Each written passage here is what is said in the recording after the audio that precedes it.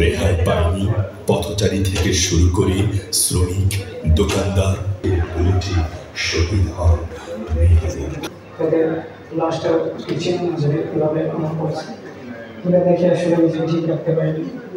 এরপর পুলিশের সামনে যাওয়ার পর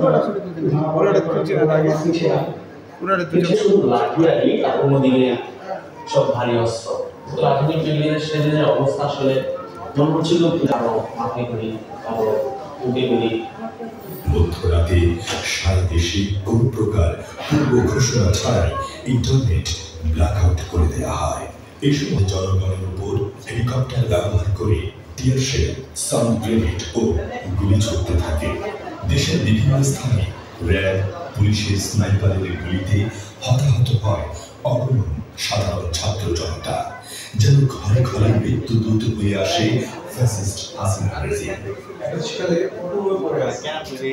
আমি হোঁচট খেয়ে পড়ে গেছে, খুব সম্ভবত তার মামলা যেহেতু ছিল পড়ে গেছে, আর এখানে বোঝানো হচ্ছে এটা আমাকে একটু হেল্প করি, উঠা নিয়ে আসি থেকে এই দিতে পেরে যায় আর এতবার ছিদ্র হয়ে যায়।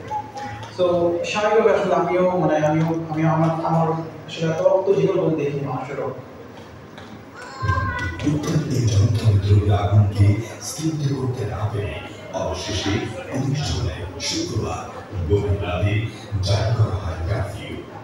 ঘোষণা করা হয় দেখা মাত্র গুলি করা। কি নির্মম আর অমানুষ হলে এমন নির্দেশনা দিচ্ছে।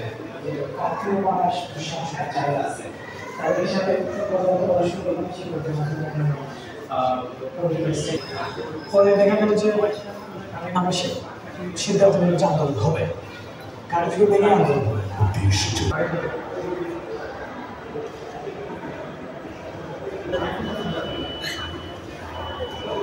মিডিয়া অবস্থা পৌঁছানোর পাশাপাশি আবার মাঠ পর্যায়ে এক্সিকিউশন করা, এই সামগ্রিক কাজ আমরা আপামর ছাত্র জনতা এবং অন্যান্য অংশীজনদের সাথে আলাপ করে আমরা বাস্তবায়ন করেছি। এই শুক্রবার বিকেলবেলা আহত হচ্ছে ছাত্র শিবিরের সেক্রেটারি, কাগজ শিবিরের সেক্রেটারি ফরহাদা আমাকে ফোন দিল।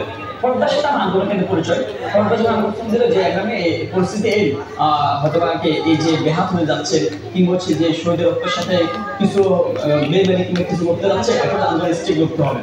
তখন বলতে তাহলে কি করা যায়, বললো যে এই তাহলে আমরা ঠিক আছে স্পষ্ট দাবি দেওয়া, তা আমাদের আগে থেকে মাথা ছিল।